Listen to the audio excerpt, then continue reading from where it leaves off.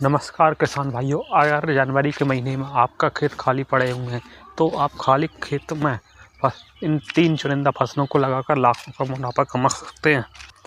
इन फसलों को जब आप जनवरी में लगाएंगे और जब ये तैयार होकर फसल मार्केट में जाएंगी तो आपको साल के सबसे ज़्यादा रेट आपको मंडी में मिलेंगे। इन फसलों की बात करें तो पहले नंबर पर आती है बैगन की खेती। बैगन की खेती एक ऐसी खेती है जो सबसे ज़्यादा लंबे समय तक चलती है। जनवरी में लगाए हुए बैगन की खेती जब तैयार होकर मार्केट में जाती है मार्च के महीने में, तो उस टाइम पर साजी का सीज़न शुरू हो जाता है।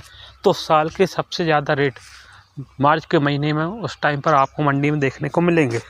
बैगन की खेती ऐसी खेती जिसको आप एक बार लगाकर लंबे समय तक उससे उत्पादन निकाल सकते हैं और शादी के टाइम पर इसकी मांग बहुत ज़्यादा होने के कारण इसके रेट आपको 40 से 50 रुपये प्रति केजी के हिसाब से मिल सकते हैं। आदमी 1 एकड़ में बैगन लगाकर साल में 10 लाख रुपए तक कमा सकता है।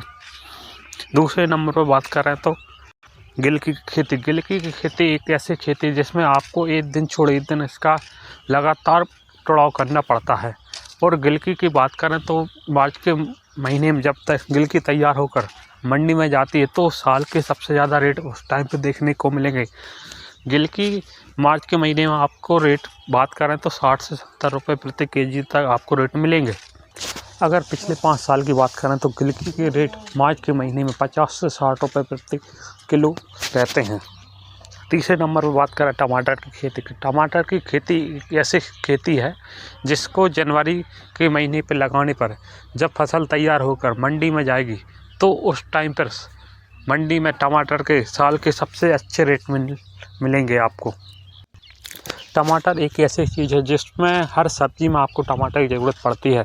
और मार्च के महीने से लेकर जनवरी से जून तक टमाटर के रेट आपको 30 से 40 रुपये प्रति केजी मिलेंगे।